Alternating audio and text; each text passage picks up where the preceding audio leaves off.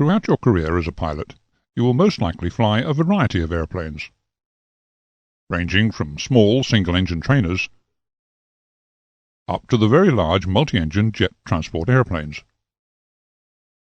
It may seem obvious, but these airplanes not only look different from one another, but more importantly, they vary significantly in their performance.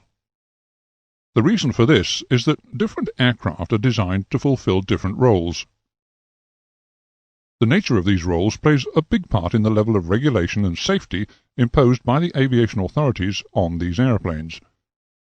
For example, if an airplane were designed to carry a large number of passengers over a long distance at high speed, the consequence of its performance failing to meet the prescribed standards would be catastrophic.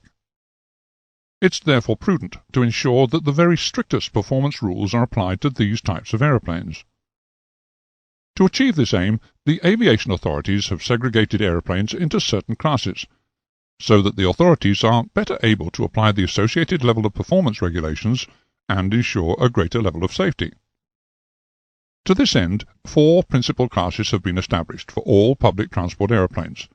These are Class A, Class B, Class C, and lastly, unclassified. We'll examine Class A airplanes first.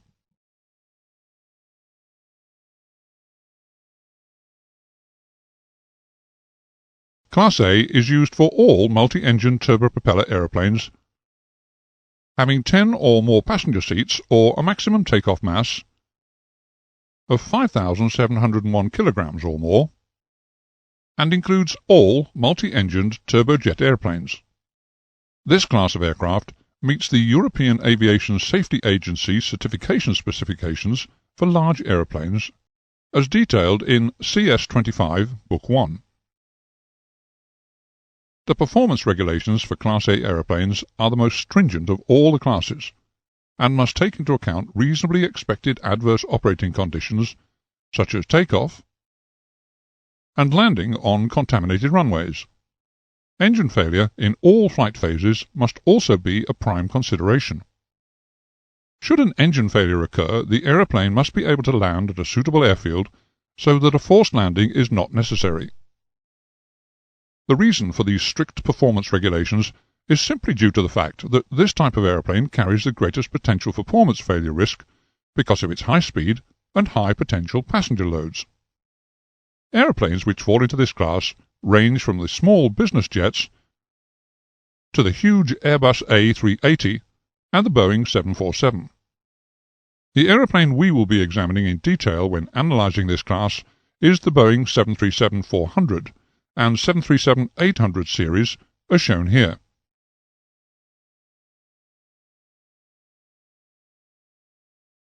The second class of airplane for public transport is Class B.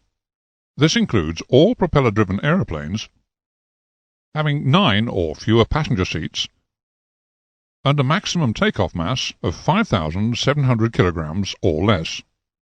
This class does not meet the European Aviation Safety Agency certification specifications for large airplanes, and can include both single and twin-engined airplanes. The performance regulations for this class are not as stringent as for the Class A airplane, but they still include allowance for engine failure in all flight phases as for the multi-engined airplane, except below 300 feet. This means that should an engine failure occur above 300 feet, the aeroplane should be able to land at a suitable airfield without a forced landing being necessary. However, because a forced landing will inevitably result from engine failure on a single-engine airplane, they are not permitted to fly at night, or in IMC, or in such areas where a suitable landing surface is not available.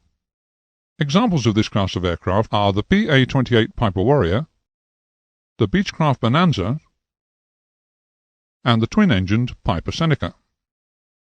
The single-engined airplane we will be using when analyzing this class is the Beechcraft Bonanza. The multi-engined aircraft will be the Piper Seneca II, as shown here.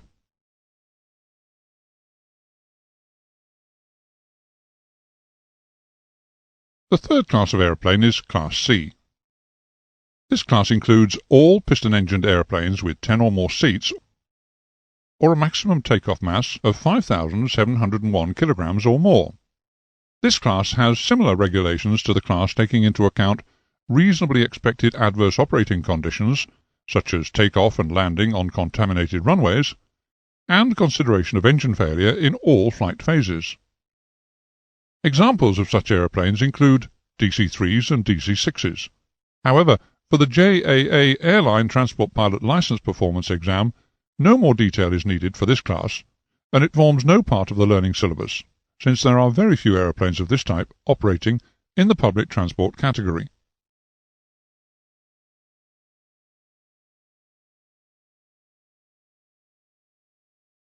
The last class of aeroplane is the unclassified class. This caters for those aeroplanes whose design affects their performance in such a way that they cannot comply with the previously mentioned class regulations. Such aircraft include seaplanes and supersonic aircraft. The class unclassified does not mean that these aircraft do not have performance regulations. They most certainly do. It's just that these regulations have to be tailor-made for each individual type of aeroplane concerned. As with the Class C, this class is not examined in the JAA ATPL performance exam and is not part of the learning syllabus.